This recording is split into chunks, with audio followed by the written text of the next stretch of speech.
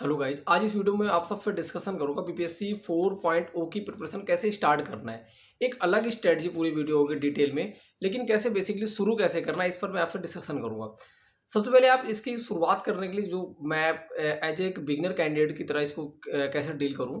सबसे पहले आप क्या कर सकते हैं, आपके पास इसका एक सिलेबस होना चाहिए। सिलेबस इन द सेंस की, क्योंकि डिटेल तो सिलेबस था नहीं बीपीएससी 4.0 का हो या 1.0 का, 2.0, 3.0 इतने परीक्षा हुए।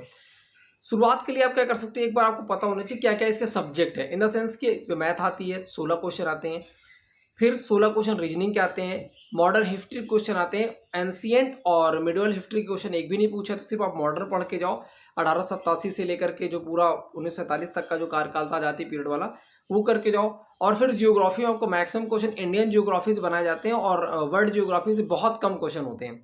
उसके बाद आपका पॉलिटिक्स क्वेश्चन होते हैं, फिर आपको क्वेश्चन साइंस से होते हैं। साइंस में आपका फिजिक्स है, आपका केमिस्ट्री, आपका बायोलॉजी है। बायोलॉजी से मैक्सिमम क्वेश्चन होते हैं। ओवरऑल लगभग साइंस से भी 15-16 क्वेश्चन होते हैं, लेकिन मैक्सिमम क्वेश्चन आपको देखने को मिलेगा, आपका बायोलॉजी में देखने को मिल जाएगा। उसके बाद आपका सब्जेक्ट होता है इकोनॉमिक। इकोनॉमिक्स से आपका 2 से 3 क्वेश्चन मैक्सिमम पूछा है, तो वो भी कभी कभी मैंने देखा दोबारा नहीं पूछे तो फिक्स करेंगे, लेकिन 2 से 3 क्वेश्चन आपको पक्का पूछ जाते हैं। फिर आपका सब्जेक्ट लगभग यही होगा। आपका सब्जेक्ट स्टेटिक्स आपको 3 से 4 ओनली क्वेश्चन देखने को मिलेगा, और ओवरऑल यही आपका सब्जेक्ट है। कुछ एक आध छूटा हो तो अलग बात है, मैक्सिमम पूरा सब्जेक्ट मैंने क्लियर कर दिया। करंट अफेयर्स है, करंट अफेयर्स की भी आपके 10-12 ऐसे फिक्स नहीं है कोई भी चीज़ के कितने क्वेश्चन पूछे, लेकिन एक हम आइडिया कहाँ से लगा सकते हैं, प्रीवियस ईयर को देख करके आइडिया लगा सकते हैं। अब सबसे बड़ा सवाल आता है कि इसकी शुरुआत कैसे करें। अब ज़्यादातर लोग क्या करते हैं कि तुरंत कोर्स खरीदते हैं और उसके बाद कोर्स से पढ़ना शुरू कर देते हैं। मुझे ऐसा लगता है कि आपको आपके अपनी खुद की स्ट्रेटजी होती है, आप होनी चाहिए, और जो मैंने यही बेसिकली कर रखा है। आप क्या कर सकते हो, शुरुआत के लिए आप सबसे पहले बीपीएससी 1.0 के पेपर को देखो और उसको सॉल्व करो। कुछ क्वेश्चन बनेंगे, कुछ नहीं बनेंगे, उसको आप आसानी तरीके से देखो कहाँ कहाँ आपकी गलती हो रही, कहाँ कहाँ चीज़ें आप नहीं कर पा रहे हो। और एक सब्जेक्ट मैंने छोड़ दिया, एक सब्जेक्ट था आपका ईवीएस, इन्वायरमेंट से भी सब्जेक्ट वहाँ पे ऐड है। उसके बाद आप ये एक्टिविटी करो, फिर बीपीएससी 2.0 पीआरटी पेपर आप सॉल्व करो आसानी से।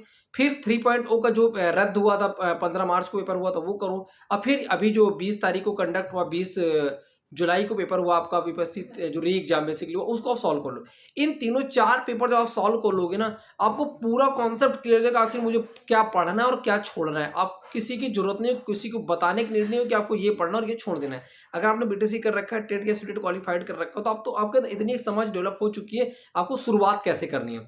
ठीक, इतना करने के बाद ये चीज़ जब आप करोगे तो आप करीब 10 से 8 से 10 दिन आपको लग जाएगा। आसानी से करोगे तब एनालिसिस करोगे, कहाँ गलती कर रहे हो, क्या आपका वीक है, चीज़ों को कर लो। उसके बाद यहाँ से आप शुरुआत कर सकते हो। फिर मैं एक डिटेल में वीडियो आपको जल्दी अपलोड करूंगा कि कैसे इसकी क्या स्ट्रेटजी होनी चाहिए और मेरी क्या स्ट्रेटजी थी। मैंने बीपीएससी 1.0 दिया बेसिकली, जिसमें मेरा ठीक ठाक मार्क्स था, कुछ मार्क्स से नहीं हुआ। यही हाल मेरा 2.0 में हुआ। 2.0 में होने का कारण क्या था कि 1,000 कुल सीट थी जनरल की, इसमें सिर्फ 172 कैंडिडेट का रिजल्ट आउट किया था, जिसके तहत कट ऑफ जाती है 89 और मेरा स्कोर था 82। अब बीपीएससी 3.0 का रिजल्ट का वेटिंग है, क्या कट ऑफ जाएगी। कट ऑफ से लगभग तो मेरा ऊपर ही स्कोर, आई थिंक मेरे को ऐसा लग रहा, आइडिया लग रहा है कि स्कोर ऊपर ही होगा। अब बेसिकली देखता है क्या होता है क्या नहीं होता है, अलग सीन है। तो ये था बेसिकली मेरा इस चीज़ को लेकर ये एक्सपीरियंस, और इस एक्सपीरियंस के बेस पर मैं आपसे इन चीज़ों को शेयर कर रहा हूँ। उसके बाद फिर मैं आपसे शेयर जरूर करूँगी नेक्स्ट वीडियो में कि आखिर आपको कोर्स खरीदना चाहिए या फिर नहीं खरीदना चाहिए, या फिर जो लोग सेल्फ स्टडी के माध्यम से करना चाहते हैं तो किन किन प्लेटफॉर्म से आप फ्री में कंटेंट उठा के आप चीज़ों को कर सकते हो, बुक लिस्ट क्या फॉलो करनी चाहिए, एक एक चीज़ को आपसे डिस्कशन करूंगा। और एक जल्द में डिटेल आपको स्ट्रेटजिक वीडियो भी आप सबसे साझा करूंगा। इस वीडियो के माध्यम से मुझे लगता है कि आपको शुरुआत कैसे करनी है 4.0 की पेपर को देख करके, क्या क्या अंडरस्टैंडिंग क्लियर करनी, इन चीज़ों को अगर आप कर लेते हो तो आपकी शुरुआत कहाँ से क्लियर हो जाएगी। और जल्दी आपको बीपीएससी 4.0 की वैकेंसीज देखने को मिलेगी। कब तक आ सकती है आपको क्लियर कर दूं। 4.0 की जो वैकेंसी आपको, इसका जो रिजल्ट आएगा 3.0 का, जब तक ये क्लियर नहीं तब तक आपको नेक्स्ट वैकेंसी देखने को नहीं मिलेगी। अब सवाल उठता है कि आखिर कब तक ये क्लियर हो सकती है। इसका जो रिजल्ट बेसिकली आपको सितंबर में आसपास देखने को मिलेगा। सितंबर में जैसे ही आपको ये 15 के आसपास राउंड फिगर में समझिए आना था, तो ये 10-14 के आसपास इसकी डेट थी ऑफिशियल, लेकिन उन्होंने क्या कर रखा कि ओएमआर को काफ़ी सीन कर रखा। अब अभी हाल ही में उन्होंने ओएमआर आउट किया, अब आंसर की देंगे, तो ये प्रोसेसिंग चलते चलते आपको इनको टाइम लग जाएगा।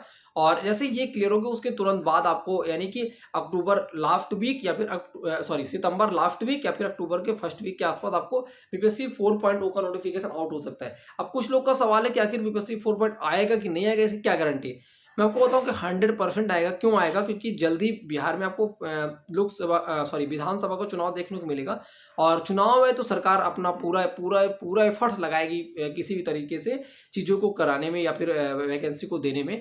और अभी हाल ही में एक अनाउंसमेंट भी किया है मुख्यमंत्री नीतीश कुमार ने कि बहुत जल्द आपको बीपीएससी 4.0 की वैकेंसी या फिर शिक्षा के संबंधित वैकेंसी के बारे में उन्होंने डिटेल में कर रखा है कि हम इतनी वैकेंसी देंगे। तो आप इन चीज़ों को देख करके चीज़ों को समझ सकते हैं कि आखिर 4.0 आना मस्ट है। तैयारी में लगे रहें। Thank you.